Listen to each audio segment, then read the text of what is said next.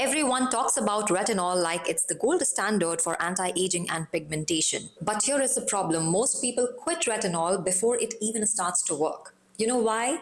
Because of the dryness, irritation, purging, and then they say retinol did not work for me. Or in some cases, they are even scared to start retinol because they are scared of all these side effects that come alongside. But what if I tell you retinol isn't just the only issue, it's also about how you're using it. Because there is one ingredient that can completely change how your skin responds to retinoids, and that is the most friendly ingredient in skincare, niacinamide. And now I know what you might be thinking. Niacinamide is everywhere, from your serums to your moisturizers to your retinol to your face washes. It is the single most used ingredient in skincare today, and for a good reason. So why am I saying it actually matters more when paired with retinol or a retinol? Because this is one combination where niacinamide isn't just nice to have, it actually makes your retinoid routine more effective. I'm not saying it's going to make your retinoid stronger, but it's going to make your skin tolerate retinoid better. How? Let me simplify this. Retinol or retinol work by increasing cell turnover, boosting collagen production and improving pigmentation over time. But to get to these results, you need to use it consistently over weeks, over months. And that's what I've noticed as a common thread across social media and even with my clients. Because what happens when you start using retinoids, it weakens your skin barrier initially. It starts to cause dryness and irritation and increases sensitivity. So what do people do in that case? They either reduce the frequency too much or they stop using it completely, which means it's not going to work. You're not going to see real results. Now enter niacinamide. Niacinamide works very differently. It strengthens the skin barrier, increases ceramide production, reduces inflammation, and improves hydration. So when you combine it with retinoid, something important happens. It doesn't boost retinol like an active-on-active combo. It stabilizes your skin so you can tolerate retinol properly. And this is also backed up by many dermatological studies. Multiple clinical studies show niacinamide improves barrier function, reduces transepidermal water loss, and helps reduce the irritation caused by active treatments. You will be surprised knowing there are studies that have shown niacinamide alone improving fine lines, uneven skin tone, and skin texture over 8 to 12 weeks. So when you pair it with retinoids, you are basically reducing the downside while allowing the upside to continue. Now, if you look at skincare, isn't about theoretical potency. It is about what your skin can tolerate long term. You could use the strongest retinol, but if your skin is irritated, you will skip days, reduce usage, or damage your barrier, which slows down your progress. Now at this point, I want to tell you, when I posted this reel 6 months ago, I did show on the thumbnail of the reel was using ordinary niacinamide alongside Celimax retinol.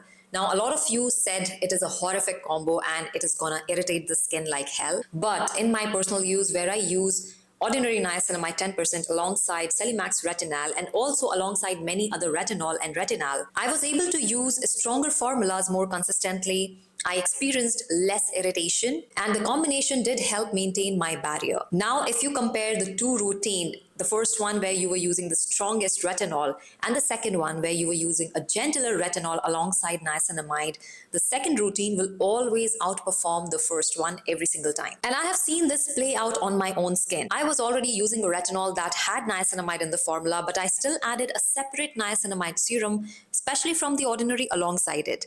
And what I noticed was less irritation overall, better tolerance, and more consistent usage without needing to pause. Now, I know that I might get a lot of hate when I recommend using the ordinary niacinamide because it is 10% niacinamide and not necessarily it will sit on everybody's skin just the way it sat on my skin. In that case, I would recommend go with a niacinamide serum that has a 2 to 5%. That is the safest percentage recorded even in the studies, even for sensitive skin. Also understand everybody's skin is different. Everybody's skin reacts to ingredients differently. Products, ingredients, percentages that sat well on my skin or someone else's skin may not sit the same way on your skin. So you see, it's not about combining just the ordinary niacinamide along with your retinol. You can combine a formulation that works best for your skin, for your climate, for your lifestyle. So you see, I'm not recommending to go ahead and use the ordinary 10% niacinamide if it is too high for your skin.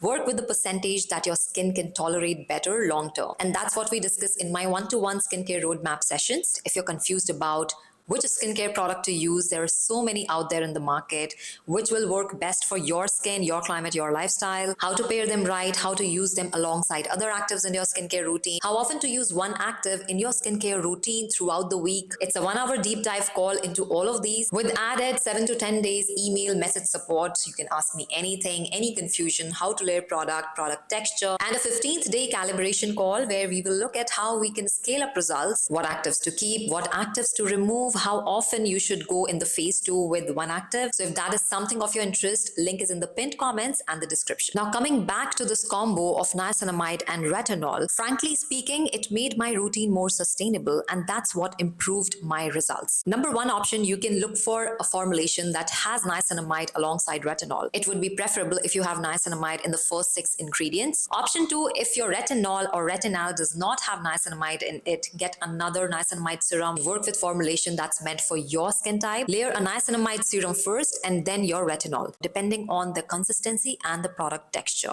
This combo is especially useful if you're new to retinol. Now, who should definitely do this? If you are new to retinol, you're just starting your retinoid journey and you don't want to disrupt your skin barrier and hence be very inconsistent with it, or if you have sensitive or reactive skin, or you have tried retinol before but you couldn't continue because of the disrupted skin barrier and irritation and sensitivity, or if you're dealing with pigmentation and you want some added support, niacinamide and retinol can work really well alongside a depigmentation product. So if retinol hasn't worked for you in the past, don't just blame the ingredient, fix the way you're using it, because sometimes the difference between retinol didn't work or retinol transformed my skin completely is just one supporting ingredient used correctly. Of course, you do need barrier supportive creams alongside using retinol or retinol, and if you look at niacinamide as an ingredient, it helps with hydration, with barrier support as well. So basically, when you're combining niacinamide and retinol and a barrier support cream, you're going to experience a double boost in barrier support, resulting in less irritation and less sensitivity. I hope this video helped you. If it did,